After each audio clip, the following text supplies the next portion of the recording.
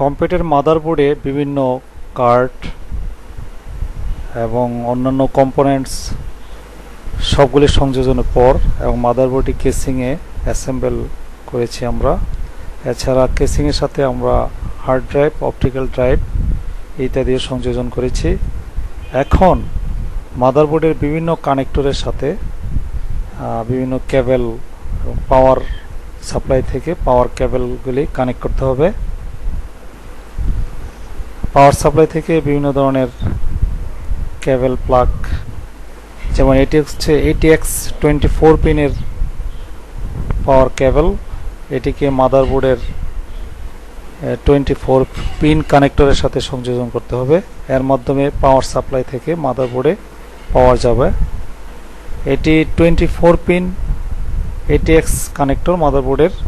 যদি এটি 24 না হয়ে 20 হতো তাহলে এইভাবে আমরা কেবলের এই 4টি পিন আলাদা করে আমরা মাদারবোর্ডের কানেক্টরে সংযোজন করতাম, কিন্তু যেহেতু 24 আছে আমরা এটি 24ই রাখি। তো এটি আমরা এখন মাদারবোর্ডে ATX 24 পিন কানেক্টরের সাথে সংযোজন করব। দেখি আমরা কেবলের এই কানেক্টরে একটি লক রয়েছে এবং মাদারবোর্ডের এই পিন কানেক্টরেও লক রয়েছে। দুইটি লক একই দিকে রেখে আমরা এইভাবে কানেক্টরের সাথে চেপে সংযোজন করব আঙ্গুল দিয়ে চাপ দিয়ে। এটি হচ্ছে ATX 4 পিন কেবল, পাওয়ার কেবল। এটি মাদারবোর্ডের ATX 4 পিন এর সাথে সংযোজন করতে হবে। এখান থেকে CPU-তে পাওয়ার সাপ্লাই হবে। তো এটিও এর দুই দিকের লক একসাথে করে আমরা এভাবে চাপ দিয়ে, আঙ্গুল দিয়ে চাপ দিয়ে সংযোজন করব।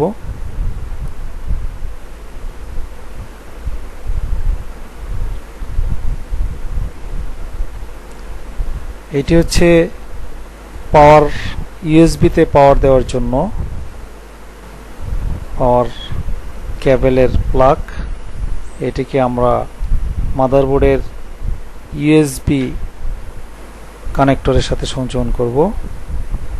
আমরা এটা দেখে যেদিকে একটি পিন সেদিকে প্লাগেরও যে একটি পিনের জায়গা রয়েছে একসাথে করে আমরা এভাবে সংযোজন করব।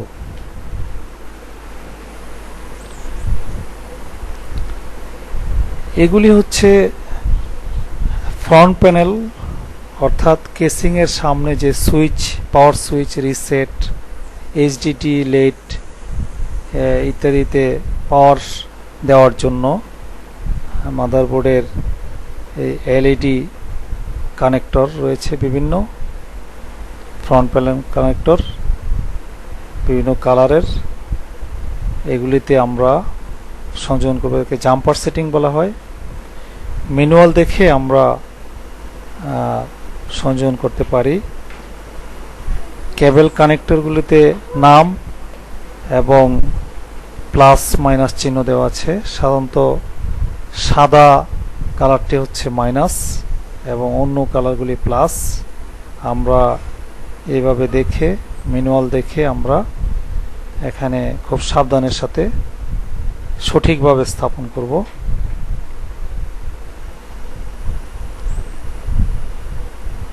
জাম্পারগুলি